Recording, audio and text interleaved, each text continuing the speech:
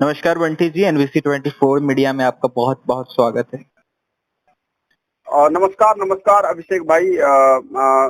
बहुत दिनों के बाद एक्चुअली आपसे बात करने का मौका मिल रहा और अपॉर्चुनेट इधर बहुत दिनों से मैं खुद भी रिकनेक्ट नहीं कर पाया था और मुझे लगता है कि सवाल रखा जाए। क्या सवाल है जी अभिषेक भाई? जी जो बंटी होगा जी, मैं आपको एसटीटी 2022 लेने की बात की जा रही है, एसटीटी 22 लेने की बात की जा रही है, पात्रता परीक्षा उसका आयोजन करने की बात की जा रही है, तो क्या लगता है क्या कुछ होने वाला है?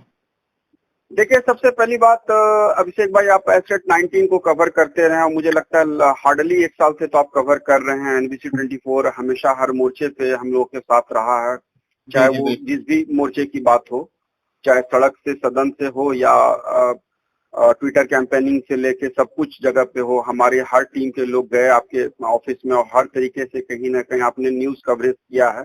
बिल्कुल मैं आपको बिल्कुल। बता दूं कि सरकार की जो रणनीति बन रही, उस रणनीति में मैं यही कहूंगा कि एस्टेट 22 जो लेने की बात कही गई है, वो माननीय उच्च न्यायालय के आदेशानुसार वो कॉमर्स सेक्शन के लेके बोला गया और ये बात कहीं ना कहीं अपर मुख्य सचिव दीपक कुमार सिंह ने इस बात को कहीं ना कहीं अपने ट्विटर हैंडल पे क्लियर कर दिया प्रेस रिलीज करके।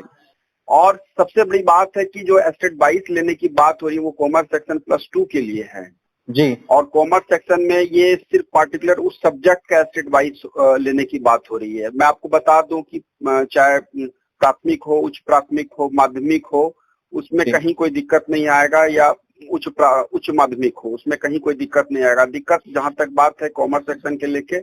और जी सबसे बड़ी बात है कि अभी तक का जो वस्तु स्थिति है एस्टेट 19 में, गवर्नमेंट के ऊपर इतनी प्रेशर बिल्ड हो गई है जी बोथ साइड से। ऐसा नहीं कि हमारे उन साथियों से भी प्रेशर बिल्ड नहीं हुआ, हमारे साइड से क्वालिफाइड वाले टीम के साथियों की तरफ, जो नॉट इन मेरिट वाले साथी हैं, चाहे मेरिट वाले जो साथी हैं, उनके तरफ से, दोनों तरफ से बहुत ज्यादा प्रेशराइज्ड है गवर्नमेंट। और गवर्नमेंट इस दिशा में कहीं न कहीं है, ठीक है, लेके जो हाईकोर्ट का आदेश है उस आदेश को फॉलो करने के लिए एस्टेट 19 को कहीं ना कहीं हेल्डअप नहीं करेगी।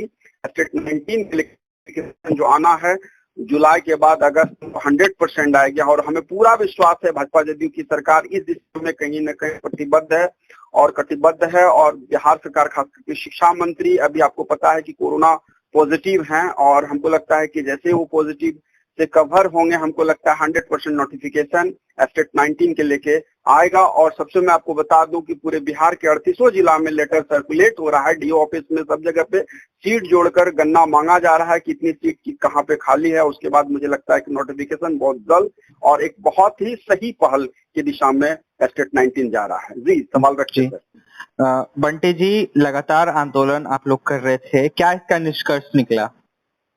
देखिए, गवर्नमेंट के ऊपर में जो प्रेशर बिल्ड होना चाहिए, दोनों साथी लड़े हैं, ये बात हम नहीं कहेंगे। किसी की भूमिका कम नहीं है, किसी की महत्ता कहीं पे हम किसी को भी हम नहीं कह सकते। वो भी हमारे मेरिट वाले जो हमारे साथी हैं, वो भी हमारे भाई हैं और हम लोग भी नॉट इन मेरिट क्वालिफाइड वाली जो टीम है, हम लोग भी कहीं ना कहीं अपनी मांग को लेकर हमेशा पटना की धरती पे आते रहे हैं। आपने हमेशा दोनों को कवर किया है। अनफॉर्चुनेट, जब अभी इस बार क्वालिफाइड वाली, नॉट इन मेरिट वाली टीम जब आंदोलन कर रही थी, मैं उसमें शरीक नहीं हो पाया था। कुछ मेरे पर्सनल इश्यूज हो गए थे, मैं आउट ऑफ स्टेशन था। निश्चित तौर पे मैं आता और उनकी आवाज को कहीं ना कहीं मैं आधार देता। मैं ये जरूर कहूंगा कि आंदोलन चाहे दोनों साइड के लोग किए, गवर्नमेंट के ऊपर प्रेशर बिल्ड हुआ है। गवर्नमेंट एस्टेट 19 का नोटिफिकेशन के लेके क्या नियमावली होगा वो गवर्नमेंट के ऊपर हम छोड़े रखे हैं, लेकिन जी इतना विश्वास है कि दोनों को नजरअंदाज नहीं करेगी गवर्नमेंट। और इतना विश्वास ही नहीं, पूर्ण यकीन है कि एस्टेट 19 के जो हमारे साथी रहे हैं, क्योंकि गवर्नमेंट ने ही हम दोनों को अलग किया। 12 मार्च को रिजल्ट कुछ दिया, 21 जून को फिर कुछ दिया, फिर 26 को हम लोग को साथ में ला दिया, 30 जून को फिर उन्होंने एक बहुत बड़ा डाटा दिया। तो जी मेरा जी ये कहना है कि अब लड़ाई करने की जरूरत नहीं है, अब दोनों साथियों को साथ आने की जरूरत है और साथ जब तक नहीं आएंगे एस्टेट 19 अधूरा है।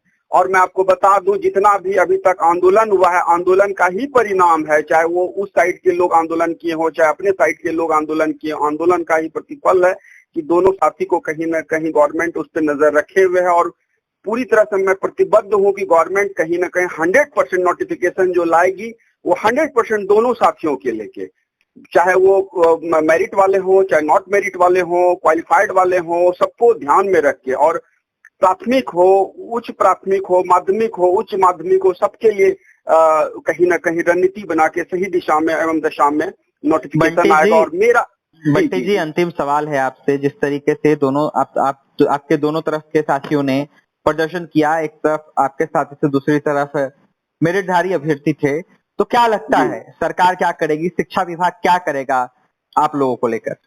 देखिए, शिक्षा विभाग 100% प्रतिबद्ध है। शिक्षा विभाग के ऊपर में कहीं ना कहीं आंदोलन का मेन मकसद, आंदोलन का मेन जो मोटो था वो कहीं ना कहीं नियुक्ति की प्रक्रिया को लेके था कि नियुक्ति किसी तरह हम लोग का खुले, किसी तरह हम लोग का बहाली हो, क्योंकि ये आपको पता है 3-3.5 साल, इवन 4 साल अब होने को है। सितंबर में 4 साल हो जाएंगे। तो मैं चाह रहा था कि इस बात को लेकर गवर्नमेंट के ऊपर जितना प्रेशर बनाना था वो प्रेशर बनाने में हम लोग कामयाब हो गए हैं। शिक्षा विभाग के ऊपर बहुत ज्यादा प्रेशर है, दीपक कुमार सिंह अपर मुख्य सचिव के ऊपर बहुत ज्यादा प्रेशर है, माध्यमिक शिक्षक निदेशक मनोज कुमार के ऊपर प्रेशर है। और मुझे लगता है कि प्रेशर जितना बिल्ड होना था वो बिल्ड हो गया।